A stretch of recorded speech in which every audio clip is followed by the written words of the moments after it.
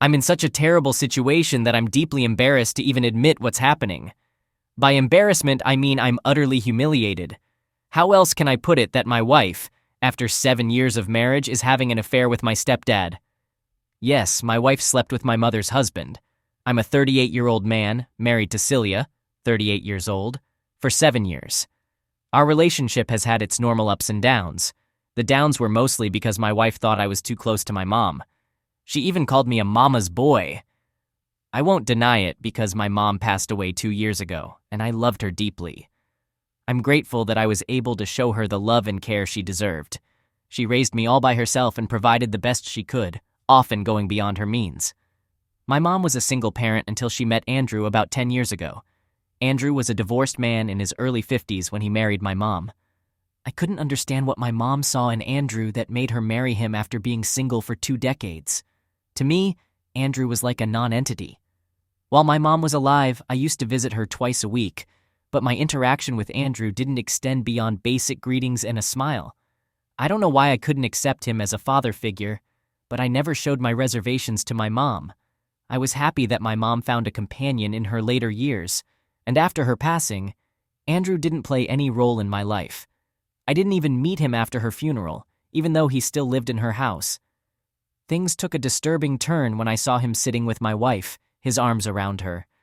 It wasn't a friendly or paternal embrace. Their body language, or I should say their chemistry, didn't sit right with me. Given our family dynamics, this was all very strange.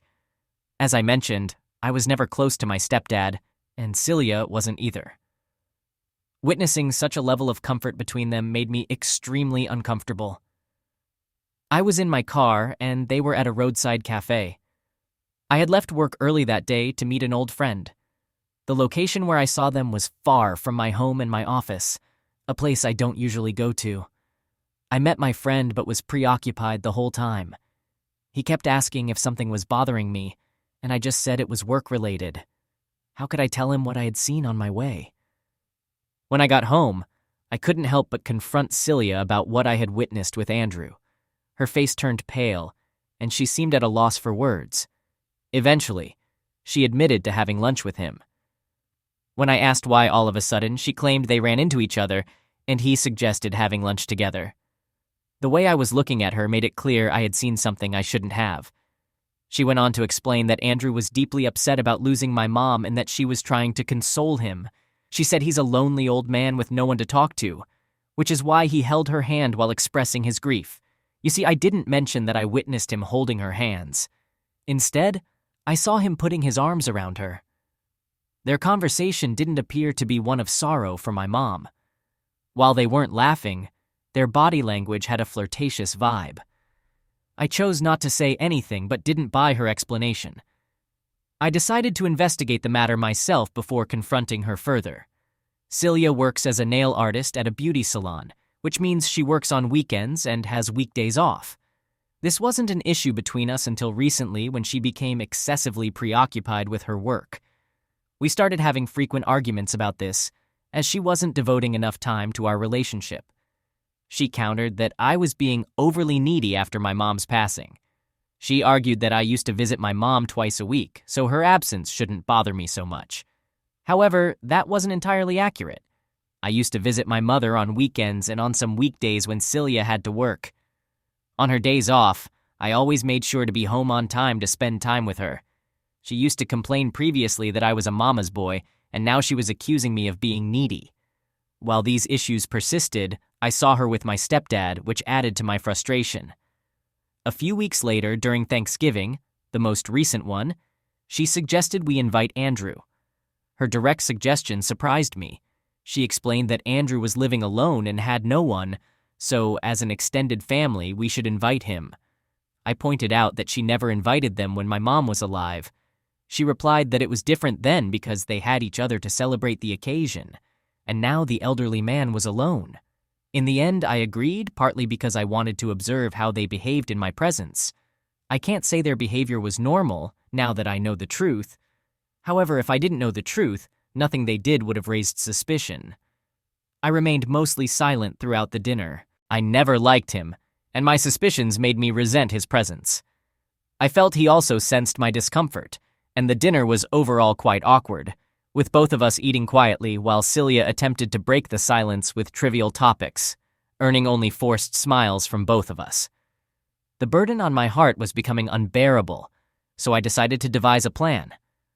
I thought about checking her phone, but that was tricky since it was locked, and I didn't want to raise suspicion by asking for the password. Instead, I came up with another plan. I informed Celia that I had to go out of town for a couple of days for work reasons. On the planned day, I left home early as usual and headed to my office. However, beforehand, I discreetly planted a GPS device in Celia's car, allowing me to track her movements remotely. Just before the afternoon, she drove to Andrew's place. While I wanted to catch her in the act, I had concerns. What if I confronted them and they were simply sitting and chatting innocently? It would make me look foolish. So, I reached out to my friend Keith for assistance. I confided in Keith about my suspicions and asked him to pay a visit to Andrew's place. It was a cautious plan. I instructed him to record any incriminating evidence if he found them engaged in anything inappropriate. The house had a password-protected lock, and I hoped that Andrew hadn't changed the PIN. Keith was worried that Andrew might become suspicious of an intruder, so I advised him to explain that the front door was open, and he was just there to check on him. The front door didn't lead directly into the living area. There was a small hallway, so his actions wouldn't arouse suspicion. After some convincing, he agreed. Keith entered the house but couldn't find them in the hallway. He discreetly peeked into the bedroom with his phone's camera switched on, cleverly positioning the phone in his shirt pocket with the camera lens protruding to avoid detection. To his dismay, he witnessed both of them without clothes, cuddling. He quickly muttered an apology and left the house before they could realize. Andrew followed him outside, questioning his unexpected presence. Keith explained that he had come to check on him, but it was all right. He would return later. Keith then got into his car and drove away without facing any confrontation with Andrew or Celia. However, Keith made a foolish mistake. He accidentally had his front camera on instead of the back camera, so no useful footage was recorded except for Andrew and Celia reacting to Keith's sudden appearance. Nonetheless, I received the confirmation I needed. I had already packed 2 sets of clothes and my toiletries before leaving the house that day, so I went to Keith's house. His wife was away visiting her parents, and he insisted that I stay with him until we sorted out the situation. Celia reached out to me, inquiring about when I would return home, but I didn't respond. I essentially ghosted her. She bombarded my phone with endless texts and calls, assuming I was away for work. This all happened 4 days ago. I've already contacted a lawyer remotely. I have no desire to ever see her face again. I plan to serve her with divorce papers and have her removed from my house. Update. It took 10 days for the lawyer to send over the divorce papers. Celia wasn't ready to sign them and wanted to have a discussion. My lawyer suggested that we explore the possibility of an out-of-court settlement, since it could save us a lot of time and money. You see, I have a regular job in sales, and my financial resources for lawyer fees are limited. Plus, I can't afford to take too many days off work for court hearings. So, I agreed to a meeting with Celia in the presence of my lawyer. However, when I arrived for the meeting, she insisted on a private conversation. I was reluctant, but my lawyer advised me to go along with it, as long as I didn't make any commitments or agree to anything she proposed. He set some boundaries for the meeting, like no physical contact, hugging, or making confessions. I felt disgusted being in her presence. She even tried to hug me, but I pushed her away. She claimed it was all a misunderstanding. Having read numerous cheating stories on Reddit, I knew the typical excuses cheaters give. I sarcastically replied, "Oh, sure, you were just trying to help out a poor old man who was lonely, right?" She admitted that what Keith had seen was true, but insisted it was just cuddling and nothing more. Yes, cuddling without clothes, of course. But that wasn't the end of it. What she said next left me baffled. She claimed she did it to protect our future. I couldn't believe it. She said that if Andrew married someone else, that person would inherit my mom's wealth, and our family's property would go to someone else. I retorted, "So you slept with my stepdad to become my stepmother and take my mother's wealth. Do you see how messed up this family dynamic is?" Her explanation left me feeling dizzy with disbelief, and I stormed out of the meeting room. When I returned, my lawyer wanted to know all the details of our conversation, and I told him everything. He couldn't help but chuckle for a moment, but was particularly interested in the inheritance my mother had left behind. My mom had inherited a massive mansion from her uncle, a property far beyond my financial means. Interestingly, Celia had always coveted that mansion. After we got married, she even suggested that we move into it. However, I was adamant that my mom shouldn't have to leave her house. Celia argued that since I was my mom's only son, the house would eventually be mine, so why not move in right away? This disagreement caused frequent fights between us. Eventually, I decided to lie to her, saying that my mom had willed the house to Andrew. Little did I know the consequences of that lie. Celia pursued my stepdad with the sole aim of gaining ownership of the house. There was another crucial piece of information that Celia remained unaware of. After my mom passed away, I didn't transfer the house's ownership to my name. I wanted Andrew to continue living there as long as he wished. Transferring ownership to me would have made it seem like he was living in my property, which I was sure he wouldn't appreciate. Additionally, the process of transferring the name is costly, and I was facing financial constraints at the time, so I chose not to pursue it. I'm grateful I made that decision because if I had transferred the house to my name, Celia would have been entitled to half of it in our divorce. Who knows, maybe she wouldn't have pursued Andrew under those circumstances, but a cheater tends to be a cheater no matter what. Yes, my mom had bequeathed the house to me, but Celia was unaware of this fact.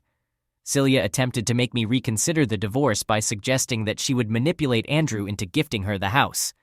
She claimed that if I didn't divorce her, the mansion would become ours. I chuckled at her proposal and politely declined, saying, "Thank you, but no." I wished her luck with her mansion. She smirked and commented that I was losing out by going through with the divorce.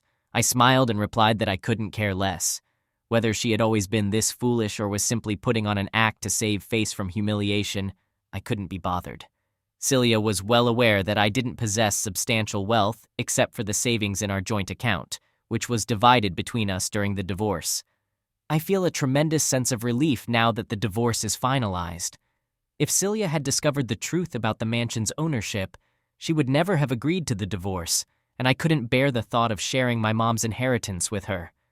Celia essentially dug her own grave by confessing her ulterior motives for dating Andrew. I plan to use this revelation against her to push Andrew out of her life. During our divorce proceedings, I observed Andrew picking her up from court and assisting her with legal matters. I patiently awaited the conclusion of the divorce to expose her true intentions and witness her reaction. Now that it's all over, my next step is to expose Celia's deceit. Update. Once my divorce was officially completed, I decided to text Andrew and share the details of Celia's confession with him. He was surprised and pointed out that my mom had willed the mansion to me. I acknowledged that fact, but mentioned that Celia was unaware of it and might approach him to request the mansion. My intention wasn't to help Andrew. I simply wanted to shatter Celia's illusions. She had been dreaming about inheriting my mom's mansion. Andrew revealed that Celia had been subtly inquiring about his will lately, asking who would receive his inheritance. However, he didn't grasp her true intentions because he didn't possess substantial wealth. I didn't feel obligated to maintain any loyalty to Andrew, so I left the conversation at that point. Shortly after, I received a call from Celia. Normally, I would have ignored it, but this time I picked up because I knew what she was going to talk about. She was shouting on the other end, demanding to know why I hadn't informed her about my mother's will leaving the house to me. She expressed frustration that she had been involved with Andrew to protect my property, and I had betrayed her instead. I chuckled at her insults, recognizing they stemmed from a place of pain. I thanked her and wished her good luck with her endeavors before ending the call and blocking her. A few days later, she called me from an unknown number, possibly a friend's or colleague's phone. She informed me that Andrew had broken up with her.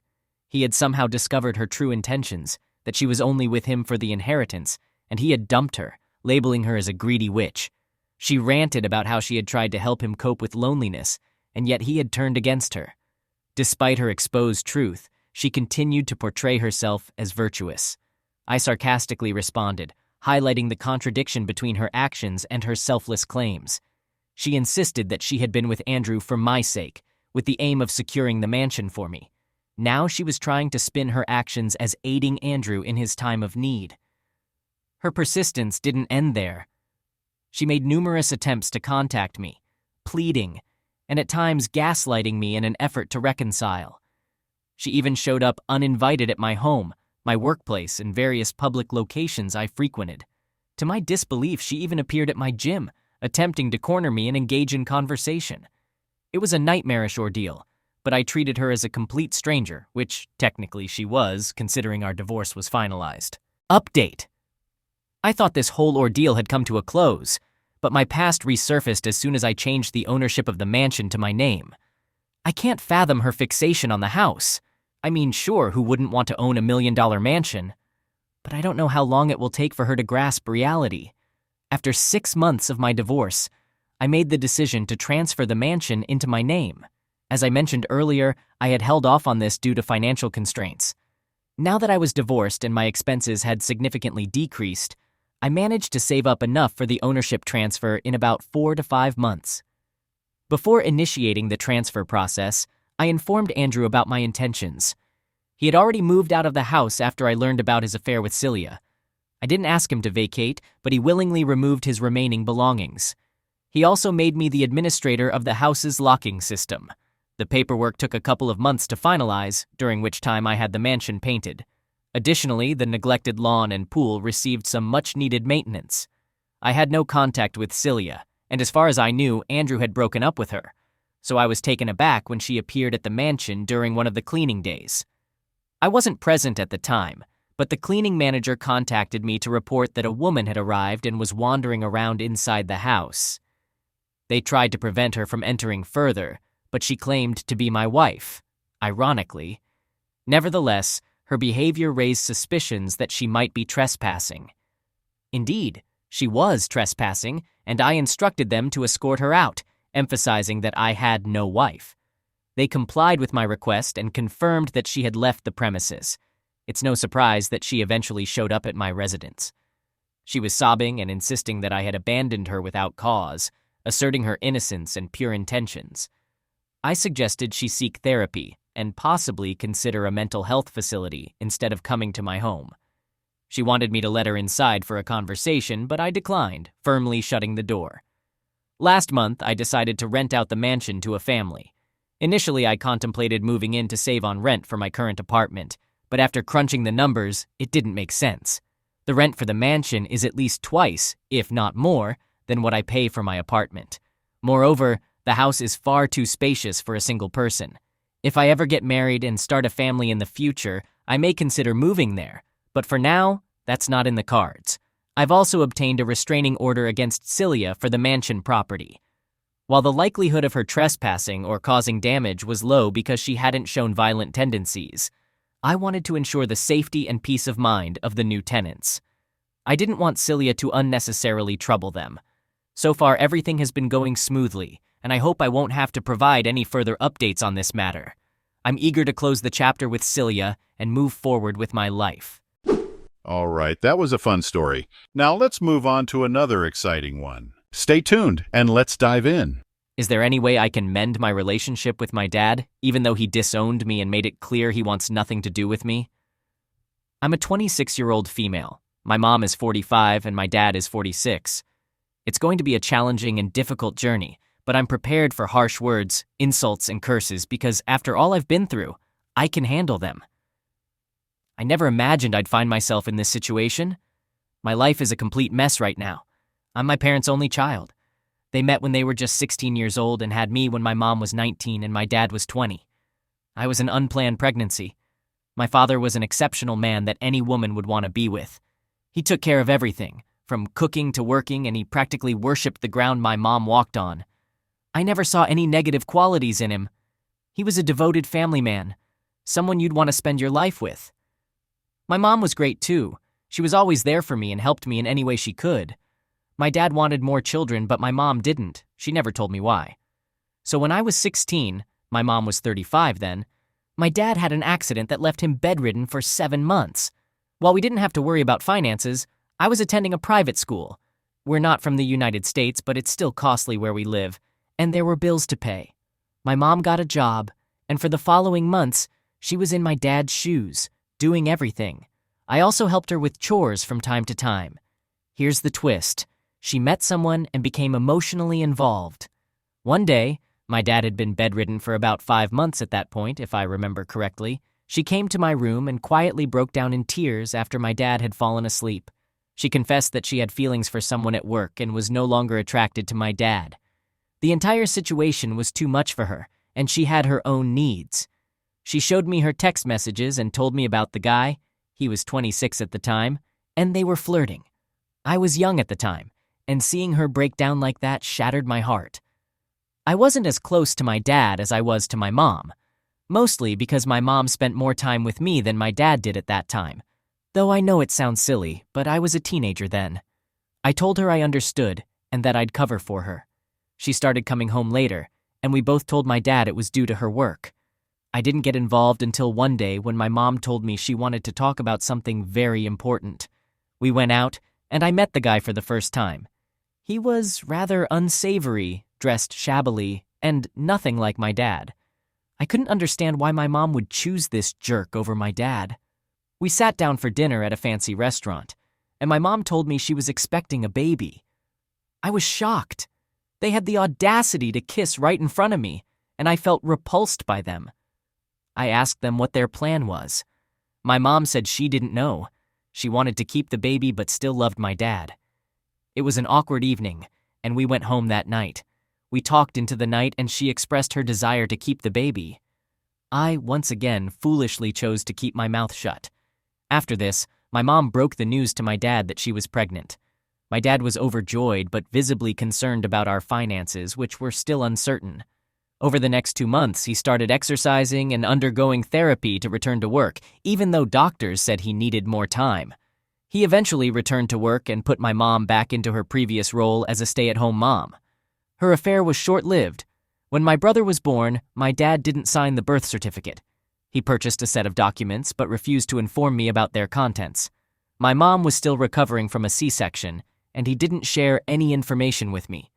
He declined to acknowledge my brother. After my mom returned home, he dropped the bombshell that he wanted a divorce. It blindsided my mom, causing her to experience a mental breakdown. She pleaded and cried uncontrollably. My dad remained indifferent, asserting that he was fully aware of everything. He expressed regret for ever having me, labeling me as ungrateful, entitled, and selfish, just like my mother. An argument erupted while I was holding my brother, during which he insulted her, calling her hurtful names and accusing her of infidelity. Mom continued to sob and beg for forgiveness. He packed his bags and left. They proceeded with the divorce, which took 8 months to finalize. I'm not privy to all the details, but my dad was ordered to pay spousal support to my mom and child support for me. My mom got the house, and apart from that, everything was settled. He willingly surrendered primary custody of me to my mom, even refusing to have visitation on weekends, opting for supervised visits only. He never made an effort to reach out to me. Despite my repeated attempts to contact him during and after the divorce, he never showed any interest in being a part of my life. When I turned 18, he called me once, and I remember feeling elated that day. However, to my surprise, he was cold and distant. He simply expressed his hope for my happiness and claimed to forgive me for my actions, but stated that he could never forget that he was betrayed by his own blood. He disowned me, and those words hit me harder than I could have imagined. I fell to the ground and wept. I hurled insults at my mom, blaming her for tearing our family apart. I even lashed out at my brother, viewing him as a constant reminder of my lost father. After the divorce, my mom never really dated anyone. She fell into a state of depression and settled for a mediocre but decent-paying job. She rented out one of the rooms in our house to make ends meet. She still observes her wedding anniversary and occasionally sheds tears. My brother frequently inquires about his father, but I can only respond with, "We don't have one." It's been 9 years since the divorce, and my mom has never truly moved on. She occasionally has casual relationships, but has never considered settling down. She believes that her $60,000 a year job and the rent from a single room are sufficient to sustain us for the rest of our lives. On the other hand, my dad managed to turn his life around. He started a business, remarried, and now has a son. I often check his social media profile. He has never accepted my friend or follow request, and he ignores my texts. However, What I've come to realize is that he's living a wonderful life. I understand that I don't have the right to say this, as I am just as responsible as my mom for the turmoil in our lives and my brother's life. But I miss my dad. I miss him dearly. I miss the moments when we were a family. I've experienced heartbreaks, graduated, and even been in an accident, all without my dad by my side. It feels like an unbearable pain inside me.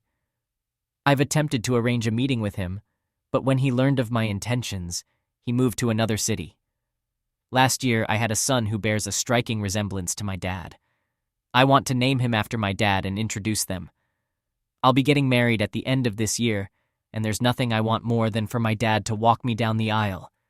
I messed up, and I wish he would shout at me, tell me I don't deserve to be his daughter. I want him to be angry, but I also want him in my life. I want my dad. Not a single day has gone by in all these years where I haven't missed him. I've sent lengthy emails explaining and apologizing, but there has been no response. I did meet him once in November 2020. I approached him and said hi while he was with his son and wife. He looked me straight in the eyes and asked, "Who am I?" When I tearfully told him I was his daughter, he said he didn't have one and walked away. My fiancé was there to support me. My dad is not a bad person by any means. He did what any typical person in his situation would do. I know I don't have the right to apologize or ask him for anything, but just once, I want him to acknowledge my existence. I simply want him to recognize me for a single day, which is on my wedding day, and I want him to look me in the eyes and say that I'm his daughter.